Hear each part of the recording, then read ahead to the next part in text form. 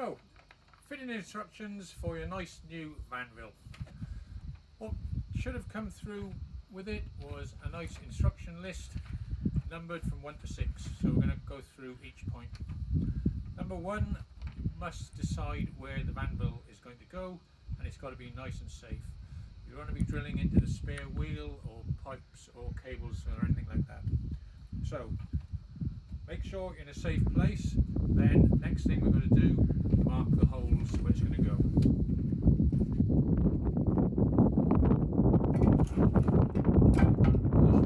Where it's going, make sure the bearings are in the right place, and mark with a piece of chalk where your hole is going to go.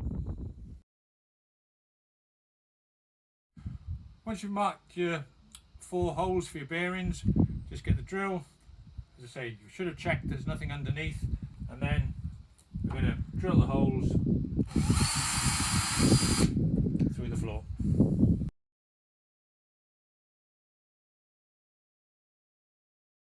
Okay, so when you bring the bolts up through the floor, it's much better because you put the nuts on the top. If ever you need to move it, the nuts haven't rusted, much easier to dismantle things. So that's number 1 finished. Attach the bearings to the floor. Number 2 is adjust the leg length. So the important thing with this is that the track here needs to be parallel to the ground. There are various holes in the leg. You just choose whichever one gives you the track parallel to the floor, and then just make sure that it's attached properly. Number 2 finished. Okay, number 3, place the anvil onto the anvil tray. The important bit with this is that there's a lip at the back of the tray, and the anvil must be in contact with that lip at the back in order for it to stay stable. Okay, number 4 is using the coach bolt with the square head. Choose whichever of the slots is nearest to the middle of your anvil. Bring it from underneath through that slot.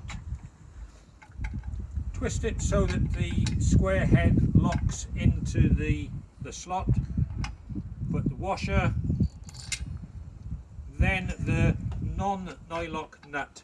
It's important because this needs to screw all the way down onto the plate. Okay, it's really important that you make sure that the nut tightens right down onto the plate, otherwise the bolt tends to fall outwards and not keep things in place. So once you've tightened the non-nylock onto the plate, then place your tie bar in place. Sometimes they're flat, sometimes they're round, and then you put the nylock nut on top of that and tighten that into place to hold the anvil down. Obviously do the same to the other side. Okay, number 5, we need to set the stop so the anvil's in the right place when it stands vertical in the van. So first thing, slide it back towards the van, stand the track up, push the track until the beak of the anvil is vertical. Then piece of chalk, mark where that is on the track, put it back down and place the stop in the appropriate hole that's the right place for your van. Before tightening it, you need to put it in the right place, because you can see that each 90-degree turn gives a slightly different adjustment depending on how far the hole is away from the edge. Once you're in the right place, you then tighten it up.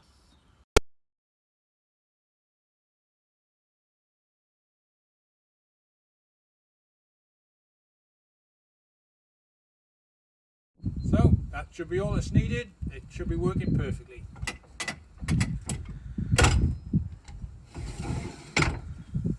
Done.